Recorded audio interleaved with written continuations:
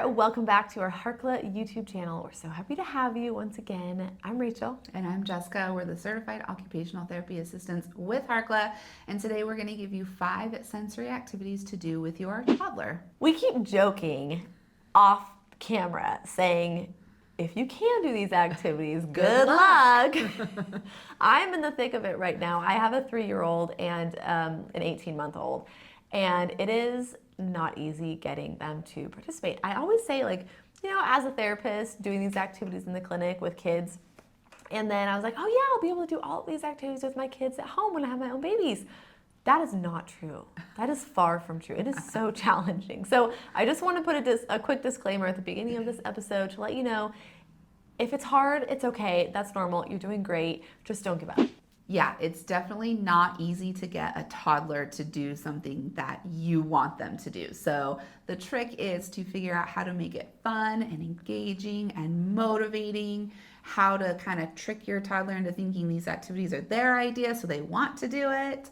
But the more that you present these activities in a fun way, the more likely your toddler is going to participate. Yep. And keep in mind, toddlers are learning about their sensory preferences. They're learning what feels good. They're learning what they don't like. They're learning how to communicate what they want to do and what they don't want to do. And they're learning how to say no. Bless their hearts. Bless their hearts. But it's our job to provide them with a variety of sensory input in order for their body to learn to process and modulate it. So they have to learn to swing and see what it feels like and verbalize, oh, too high, oh, that's not enough swinging, I need more. So keep that in mind as we're talking about these activities. One tip that I always give to parents is to use some sort of visual schedule for activities with their toddlers. You know, we use our own visual schedules via our phone calendar or our wall calendar. So we can start to implement that same idea with our toddlers by using pictures and putting our pictures into a sequence of activities for our toddlers. So maybe during the afternoon, your toddler gets up and they eat a snack. So you have a picture of a snack, and then you have a picture of the tunnel because you're going to do the tunnel activity.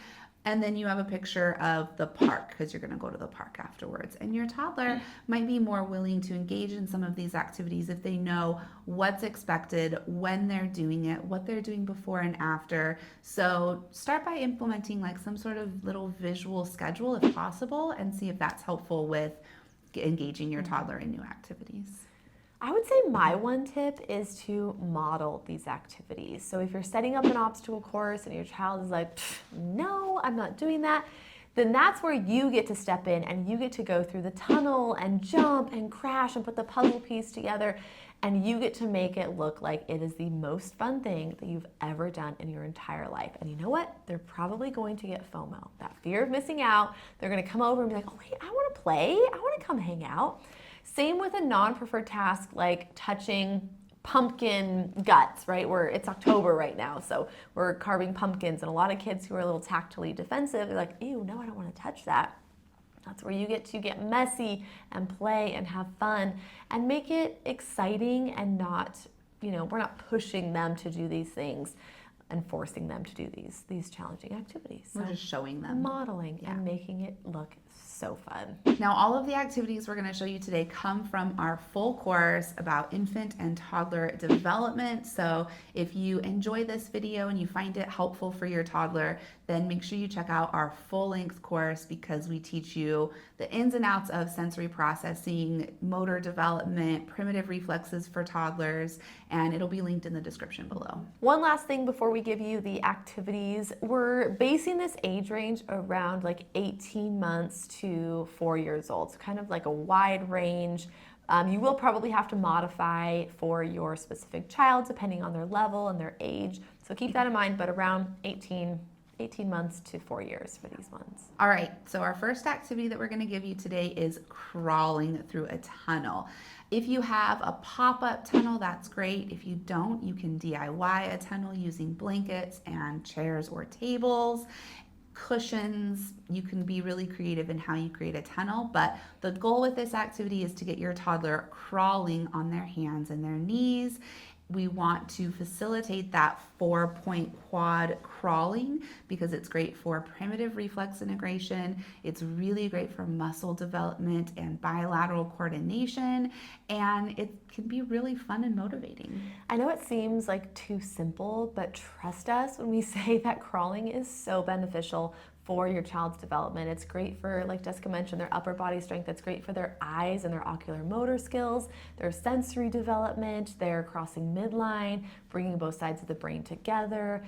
It is like, if you do anything, crawl every day with your child, especially if your child maybe skipped crawling or they didn't have like that good 4-point crawl that we hope to see. It's never too late. Get down on the floor and crawl with them. And you can set this tunnel crawling activity as part of a simple obstacle course. You can use a puzzle or container play and have a couple of toys on one side of the tunnel, and your child is going to carry a piece of the puzzle or a toy through the tunnel and put it in the puzzle or in the container on the other side. Very simple, but very motivating. Yep. One other fun way that you can make crawling a little bit more unique or multisensory is you can put like wrapping paper or bubble wrap or tissue paper on the floor in the tunnel or on the floor where your makeshift tunnel is, and they have to crawl over that, and they get some different textures and different sounds. It's really motivating and novel, and sometimes that novelty is really key to get them to engage and participate. Number 2 is finger painting. This is a really fun, messy play activity, and if you have a toddler, you know that oftentimes they like to put things in their mouth. So an option with finger painting is to use edible paint. There's a variety of different recipes for edible paint, but you can also just do it with food and, pour out some applesauce or some yogurt and have your child finger paint in it, and then they can also eat it at the same time. Another fun way to use painting activities with your toddler is to grab some random textured items like lotion, shaving cream, whipped cream, conditioner, shampoo, whatever you have around your house that maybe there's an expiration date, or maybe you're like, well, this is nice to give to the toddler to let them play. Grab a paintbrush, grab their fingers, put it on like a cookie tray or the table if you're feeling brave, or maybe just send them outside and have them paint using those different textures. And they smell different, they look different, they feel different. It's a great multi-sensory activity to engage them and to get them using their creative thinking. If your child is a little bit hesitant to touch these different textures, make sure you're doing it with them. You can also provide some paintbrushes or different utensils for them to play with it. Engage with their favorite toys. So maybe your child loves toy cars, and you can drive the toy cars through the messy play activity. So we say finger painting, but really we mean messy tactile play. Yes. Messy tactile play is great for developing their sense of touch, and it is especially helpful to just help their body learn to process different textures. So you think about clothing textures that they're going to have to wear, and putting sunscreen on and things like that you really take for granted or you don't think twice about. Sometimes kids can have a really hard time processing and modulating that input.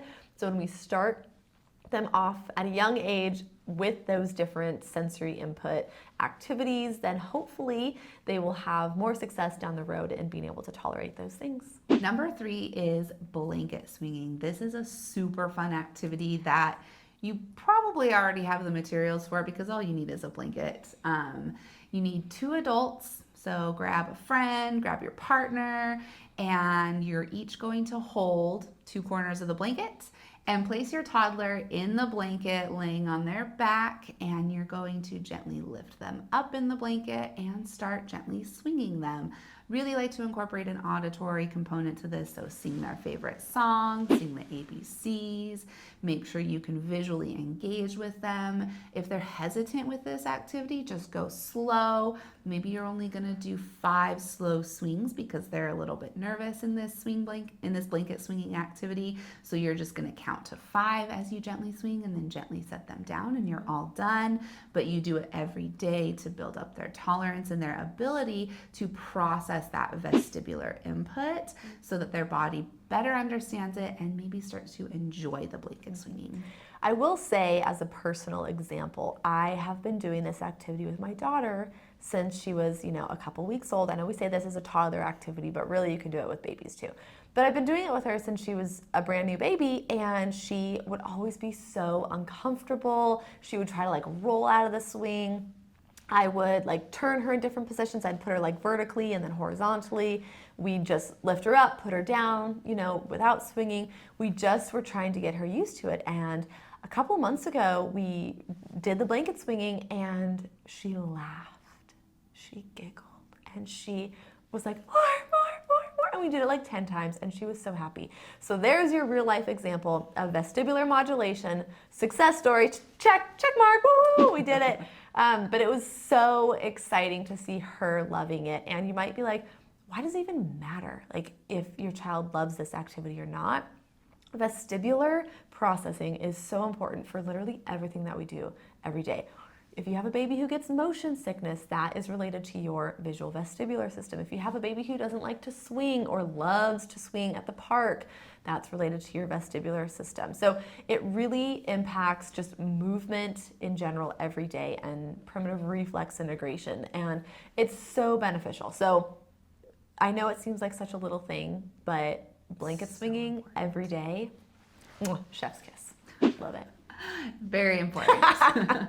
Now, if you have a toddler who is more on the sensory seeking side, you can swing them faster, harder. Maybe you have some cushions or a beanbag set up, and after your 10 swings in the blanket, you crash them onto the beanbag. So depending on where your toddler's sensory needs are, if they have higher sensory needs and they need more, you can be more intense with the blanket swinging.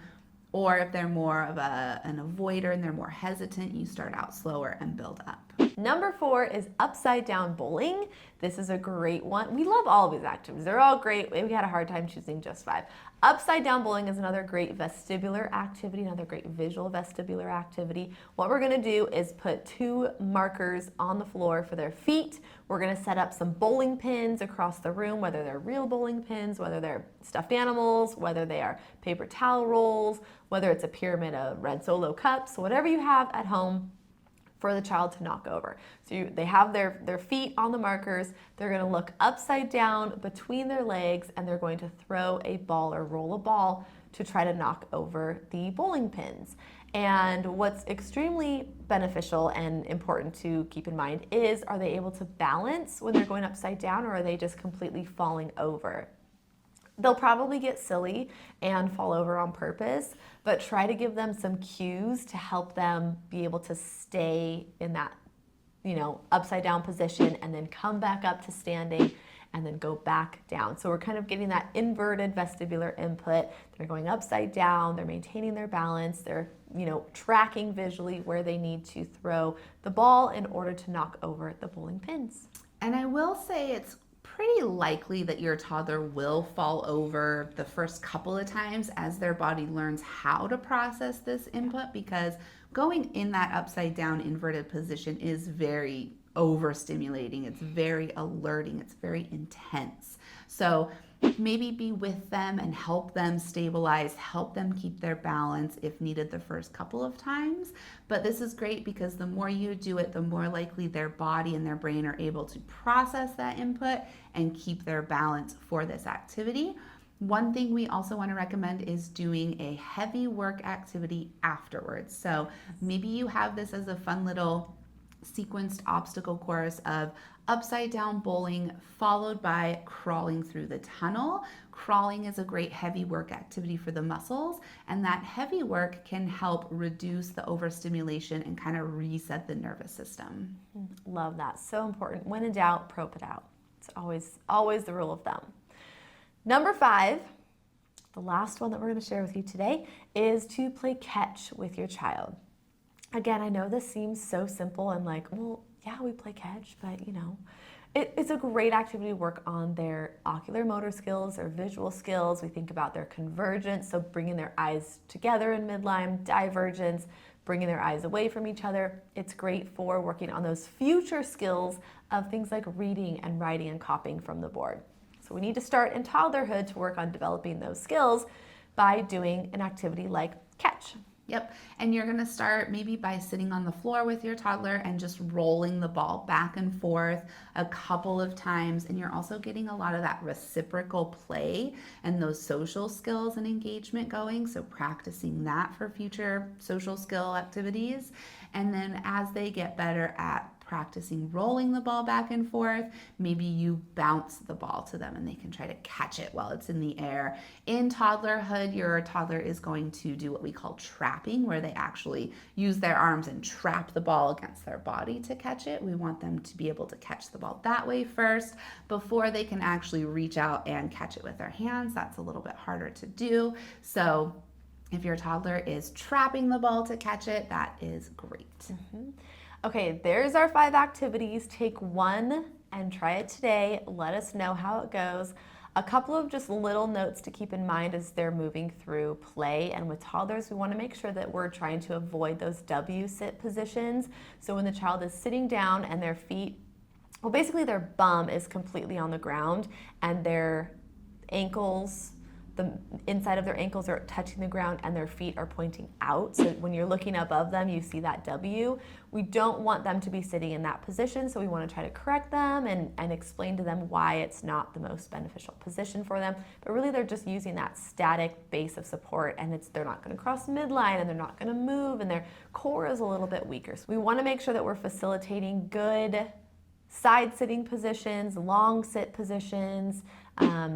Make sure that their feet are tucked under their bum and they're pointing towards each other. So a couple of things to keep in mind in the sitting department. If your toddler is a little resistant to changing their sitting position, you can explain to them, this hurts our body when we're sitting with our knees like this. We want to make sure that we help our body be really strong and stable and sit like this in order to, help our body be as strong and use our muscles as strong as we can. So breaking it down like that can be a little bit helpful for them to understand why it's important.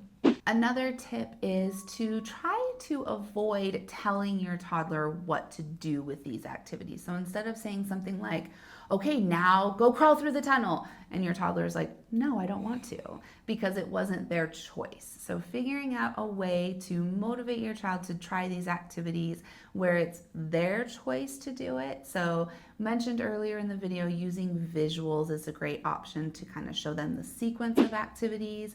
Provide them with choices. Do you want to crawl through the tunnel or do upside down bowling? And they can make a choice of which one they want to try. Presenting the activities and saying, look at all the different options. What do you want to do first?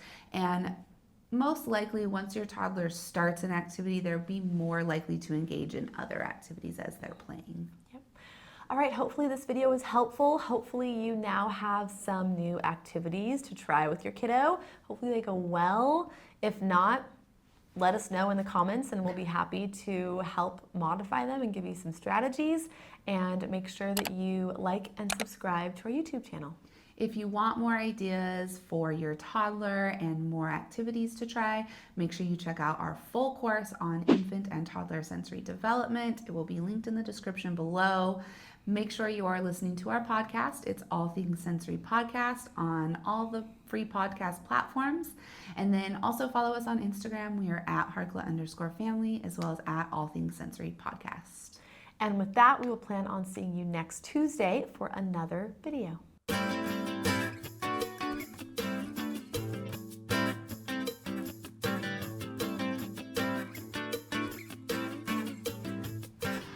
Anyways, what are we talking about today? I wish I knew what I was going to follow up with that.